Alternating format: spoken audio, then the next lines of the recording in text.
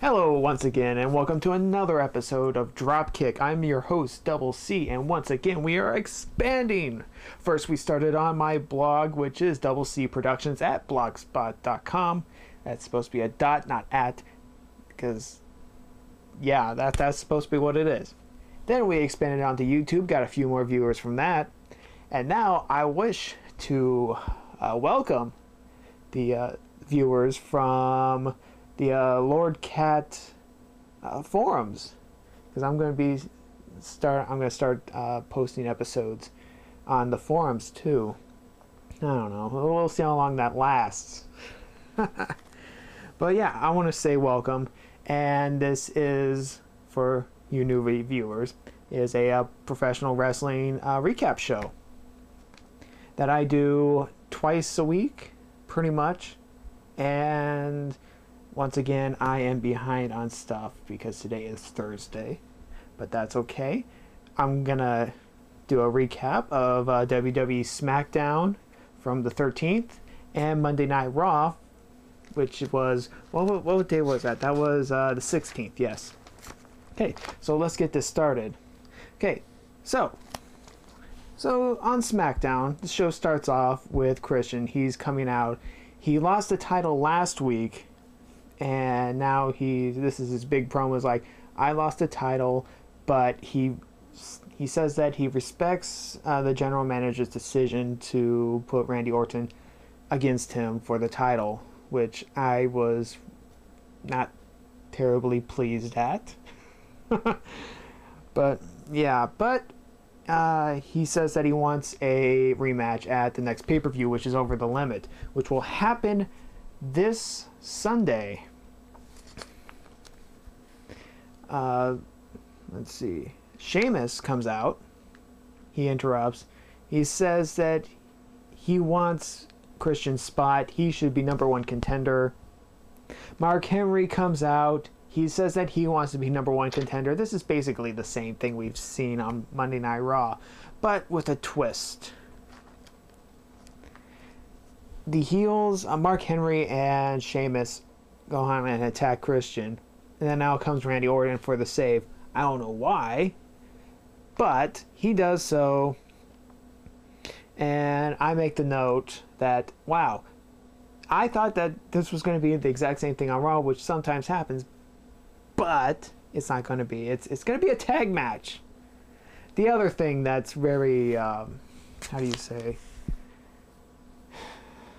predictable. The predictable things. Now let's go for some actual wrestling. The first match of the night is Sin Cara versus Daniel Bryan. Very good match. I love this match. There was just one thing that was weird for me. The lighting. I think it's part of Sin Cara's gimmick where the lighting, it goes all wonky. It's like an orange and blue thing. And it's quite dark. Kind of like how indie shows are, because WWE obviously has the budget for adequate lighting and all that. Sometimes I say they have too much lighting for the matches, but you know, that's just me. Let's see. There's a little subplot here about Chavo Guerrero. He's on commentary during this match, and he kept on going, I taught him that, I taught Sin Cara this, I taught Sin Cara that. He's in the WWE because of me. And so he decides to distract Daniel Bryan. Sin Cara gets to win, and basically, you know, pushes Chavo away because Chavo was getting overzealous or something like that. So a Sin Cara versus Chavo match in the future. That should be a pretty good match. Let's see. After a commercial break, Layla is in the ring. She says that she's injured. It's so sad. Not really. Because Layla is... I don't know. She's part of that Lay Cool thing that I really didn't like. So she says that she's injured. Michael Cole comes up and says he doesn't want to hear about Layla being injured. He wants to talk about his match at Over the Limit. And he badmouths the Divas, and then Karma comes out. Karma, if you don't know, was Awesome Kong in TNA. And so she comes out, and then, let's see, who, oh yeah, attacks Layla. So, gives her the implant driver, which is still a really cool move. I like to see that happen. I like to see Karma do more destructive things. I like to see Karma in a match. I want to see that. So, okay, match number 2. Wade Barrett versus Kane. This was a pretty good match, I think. Wade Barrett pretty much out wrestles Kane. Kane can wrestle, just that his character doesn't allow him. But Wade Barrett can pull off a match. You know, really. Let's see. It was good until there was a DQ finish. Let's see. The Core come in, fight Kane and Big Show. Then Ezekiel Jackson, who was excommunicated, taken out of the group, the Core.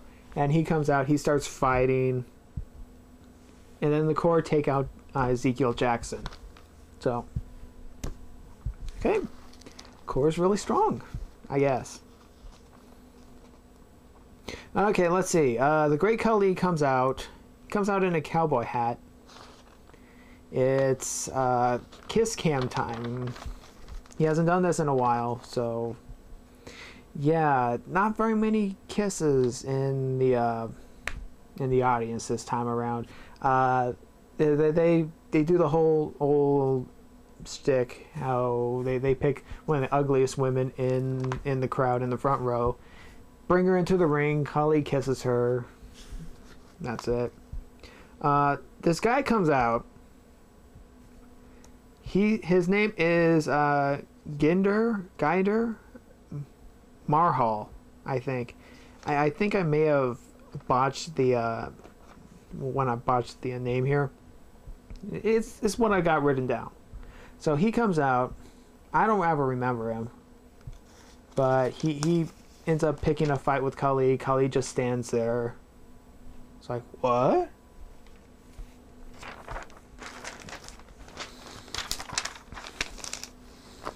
Okay. Third match. Ted DiBiase versus Cody Rhodes. Now this is a very interesting matchup because both Ted DiBiase and Cody Rhodes were a part of Priceless and then later Legacy. So these two know each other very well. Cody, once again, he hands out paper bags to the crowd. Some people wear them. I find it hilarious. I put that it was a high impact match, and it was alright.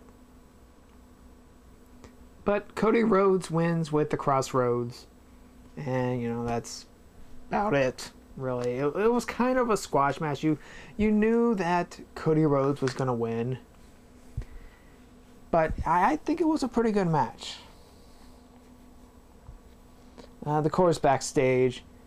Barrett says that he's going to challenge Ezekiel Jackson for the Intercontinental title at the pay-per-view Over the Limit. Okay, so we got another match. I like it when the Intercontinental title is defended. It should be defended more often than the world title, in my opinion. Here, main event tag team match. Randy Orton and Christian versus Sheamus and Mark Henry.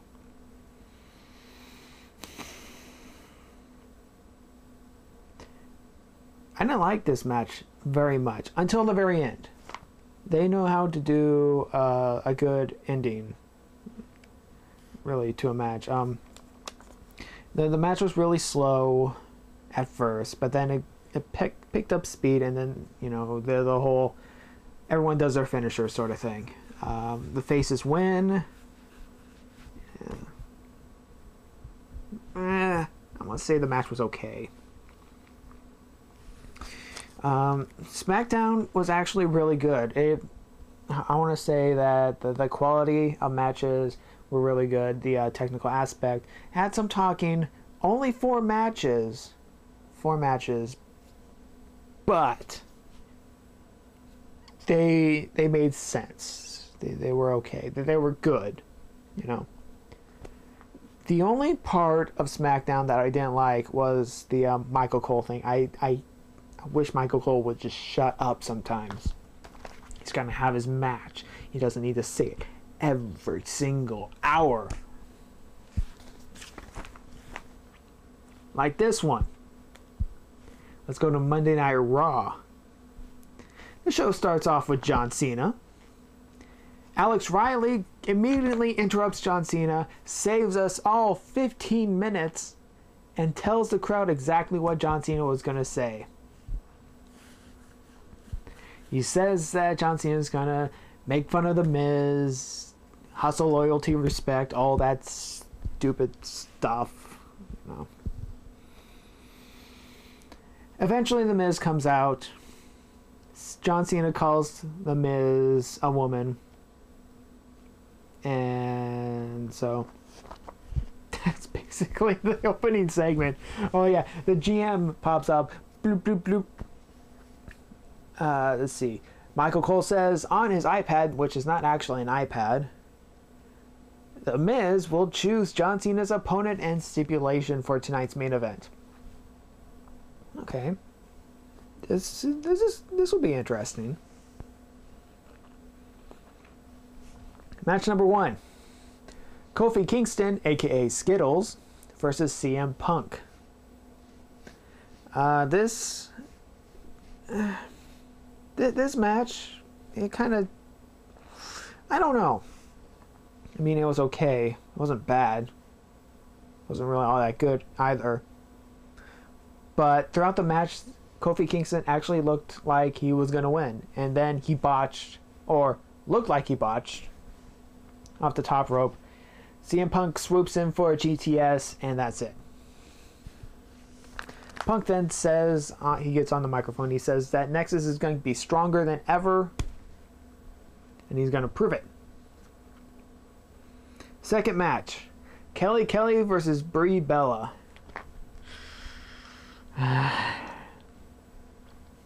Remember when I said in the last match that the match was okay, it wasn't good, it wasn't bad? This match was bad. I don't know why, but I have a problem with the Divas going off of the ropes. When they run into the ropes, go back. Because I don't know, there's no impact. It's like they run up to it, slow down, kind of go off of it, and then run back. I don't know, it's just me. I'm just picking right now. Kelly wins with an awkward pin. Okay. Karma comes out and completely destroys the Bella Twins. And then she flicks Kelly's head like in her promos. So, that's it. Do that. Let's see. Rey Mysterio, he comes out, talks about R-Truth, how R-Truth beat him up last week. Alberto Del Rio comes out instead over a commercial break. So they have a match. Their 43rd match or whatever like that. I am so tired of this. Really tired. Oh, I also made a note on here. The in the crowd, if you get a recording of this, pay attention to the group of refs in the crowd dressed up like referees in the left-hand corner. Every single near fall, all of them, there's like 8 of them or whatever, they go, 2! You know, I found that hilarious. It kind of distracted me, but I needed a distraction from this match. R-Truth ends up getting involved. He must he must be really fast despite being a smoker, because when he interrupted the match, he was like all the way at the top of the lower bowl section of the arena. You know, and then what seemed like 3 minutes later, he's already in the ring. You know, it's... I guess he quit smoking. R-Truth says that Mysterio is a thief. Cost him his spot. Okay. And there was a DQ finish. Who cares? I don't. Speaking of stuff that I don't care about, the contract signing between Michael Cole and Jerry Lawler. They're going to have a match at the pay-per-view Over the Limit. The stipulation goes, if Michael Cole wins, Jerry Lawler will give Michael Cole his Hall of Fame ring and personally induct him into the Hall of Fame. Yeah. This should have all ended at WrestleMania. I don't know why they would bring it out for 3 months. Actually, if you even count the build-up for the match at WrestleMania, we've been dealing with this for at least 4 months now. Tired of it. I want it to end. So they signed their contracts. Michael Cole says, "Oh, by the way, it's a Kiss My Foot match." Now, if you're not familiar with a Kiss My Foot match, it goes like this. You beat your opponent senseless until you stick your foot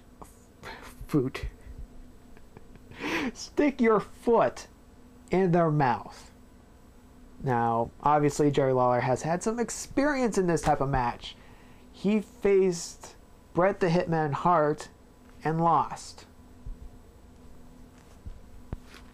Oddly enough, after I make this comment, Michael Cole shows the footage. I must be psychic. Or something like that. Oh yeah, and also Michael Cole shows his diseased foot. Again. It's gotten worse. But I think I can confidently say that Jerry Lawler will finally win this match. Reason being, they start talking about Jack Swagger, who just happens to be standing there at the time.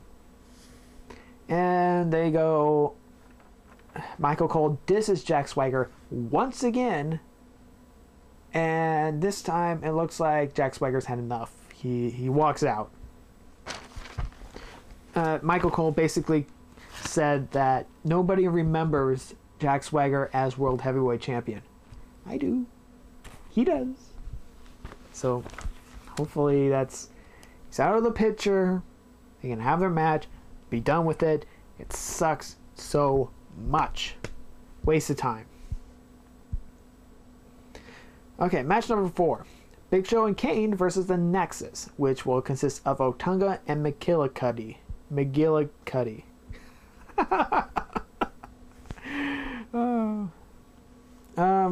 I like this match because, I mean, you can either do a tag match 2 different ways. The first way is to have it with one team, tagging in and out, actually have some teamwork involved, beating down someone or beating down 2 people or whatever. It makes things very, the cooperation, all that stuff. Or you can have it where one person fights one person and then tags the other person, those 2 fight, and then it's over. This match was more of the first version, which I really like. What surprised me is that they out-wrestled the Big Show, which I know isn't very hard, but considering the size, Big Show seemed to be, off his game, really. McGillicuddy beats Kane with the McGillicutter, that little swinging neck breaker that he has. I make note that Kane has been on rather pretty much a losing streak, because he got outpowered by Mason Ryan. What happened on SmackDown? See, I already forget what happened on SmackDown. Did Kane do something? Yeah, he pretty much got out-wrestled by Wade Barrett, and now he got beat by McGillicuddy. Wow. Sometime later, there's a backstage segment, and Big Show says, it was a bad day. Whatever. There's going to be a match at the pay-per-view. Big Show and Kane versus Mason Ryan and CM Punk. That should be a very interesting match. I expect that match to steal the show. Really. More than John Cena's I will never say I quit match. Because he won't. Main event. Cena goes up against Jack Swagger. That's who CM Punk... Not CM Punk. The Miz. The Miz says that Jack Swagger is going to defeat John Cena in a no holds barred match. Jack Swagger once again out wrestles Cena, which, you know, isn't hard. Let's see. Swagger actually counters the 5 moves of doom. That's, I know, shocking, really. It's almost like he knows how to wrestle and then counter wrestle. But Cena goes for the 5 moves of doom again and then makes Jack Swagger tags. Whoopee! Okay, that's... Okay, yeah, and there's also a little promo right afterwards. The Miz says something in the lines of, I know what it takes to make you say I quit. Because I'm the Miz and I'm awesome. John Cena says, no. I'm not going to say I quit. I'm going to make you say I quit. Meh.